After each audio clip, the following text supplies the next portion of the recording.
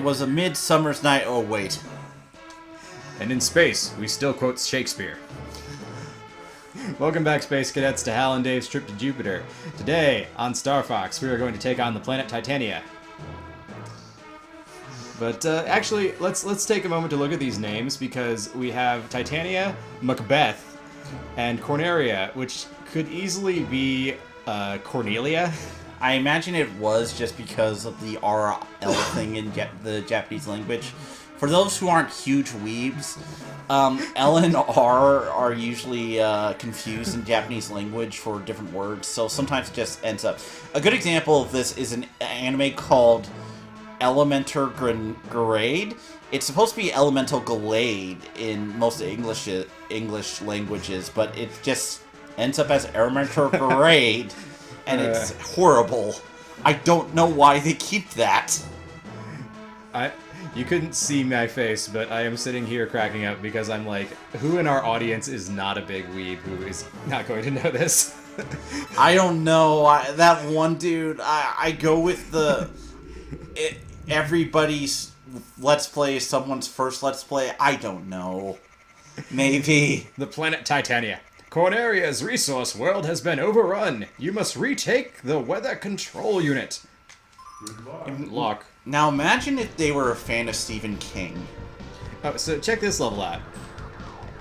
Also, I can apparently fly through those if I shoot them and make them spin. But, so, for one, this level's full of reused assets from the Meteor. I can tell. You're also apparently fighting AT-ATs. Well, they're like two-legged AT-ATs.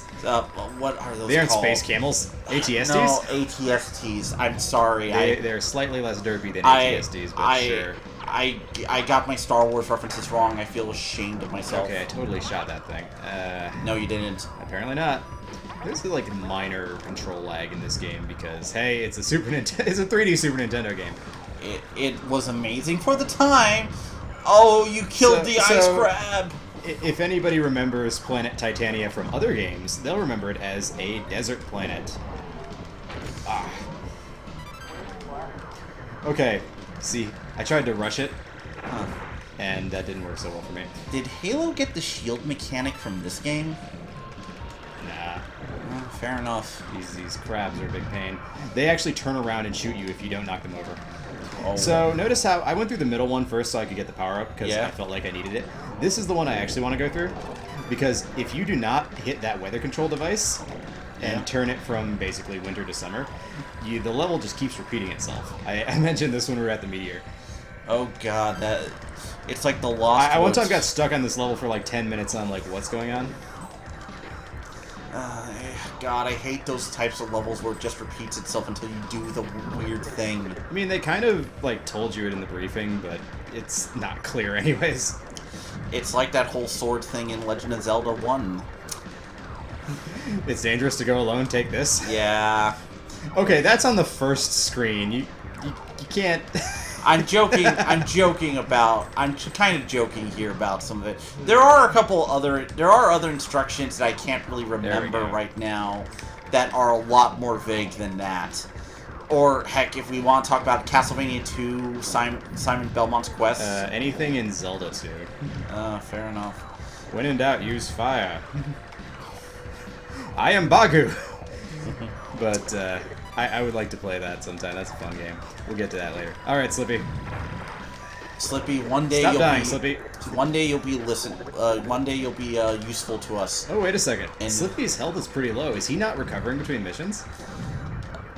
Slippy is a danger addict. Clearly, he is just like, I'm addicted to the thrill of it now, Fox. But yeah, some of the different Star Fox games that come later make him more interesting. Because in Star Fox Assault, if you play him in multiplayer mode, he has the best skill with the Landmaster. And my brother's strategy when fighting me was to camp the Landmaster and kill me with it. The fact that Slippy is like a Landmaster expert is just... He also had the highest jump, besides Peppy. Okay, that makes sense. I mean, he's a frog. Yeah, he's a frog. I mean, Starwolf was OP though because he had the most health of any character you could play as. Oh, so okay, that makes sense. Yeah, that would make him a And but he sucked in the sense that you had to get the wolf in, otherwise he wasn't good with any vehicle. So it's basically like I had the highest health, but everything else, no. Oh no! If you have, because that was a third-person shooter, it would. I bet the best comparison for Star Fox Assault is that it plays like Halo, where you spend a lot of time on the ground, and then you can actually get into vehicles. And also, we are fighting fish. Evil, glowing, polygonal fish. I believe this boss here is called Professor Hanger. Professor Hanger. TL is Professor Hanger. What you're going to teach us today? Fish are evil? Oh, we're going to have to fight swans. Cool. I'm Professor Hanger. Hang up your coat. I could make a really horrible joke right now, but I'm not. That was unexpected. Yeah, got him. You still killed him. I got him. Okay, 80%. I'm hoping for 90. We're going to see. But I'm not sure how the game counts your kills in a mission where you can, like, theoretically repeat parts of the level over and over again. Because if this was like Star Fox 64 where they actually numerically counted your kills, then you could just keep going until you hit 999. Well, yeah. Well, you ended up with 100%, so, you know, you're perfect. Okay. Congratulations. So we've just realized that... Ooh, star. We just realized that Slippy is not recovering between missions the way they do in other games, so we may lose our froggy friend. Oh, poor Slippy. We will lose him forever.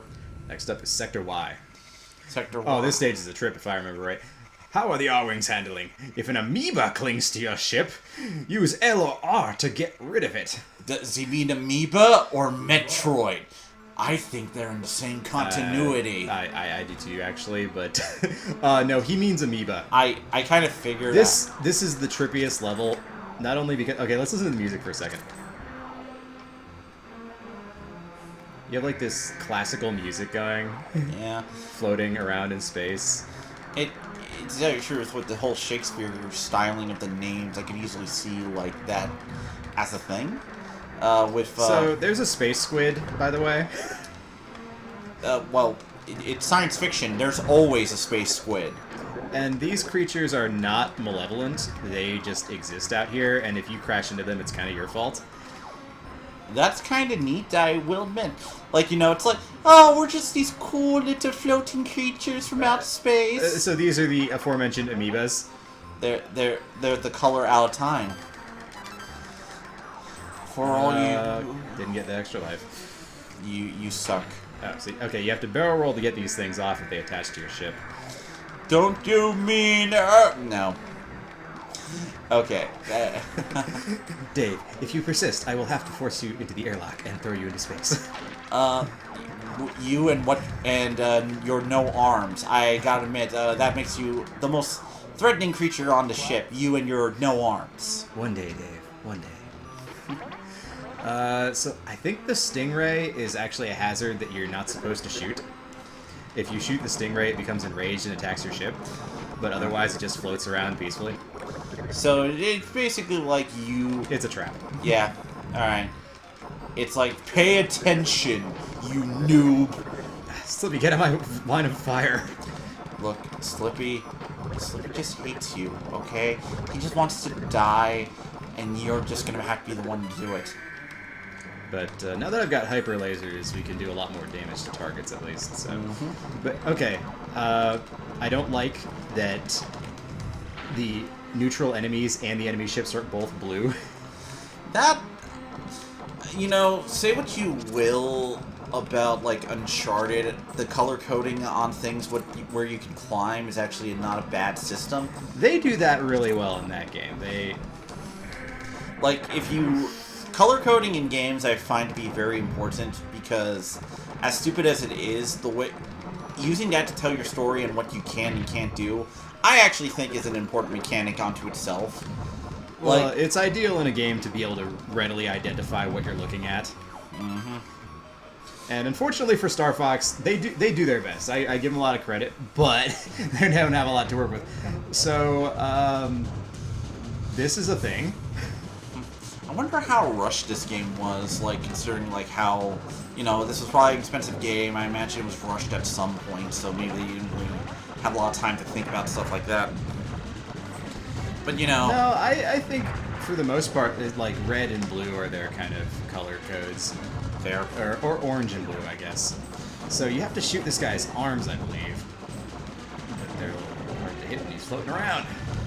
Well, you clearly have to... well, you took off his one hand, and now you have to reveal that you're his father. Ah! No, why are you hurting Luke so badly?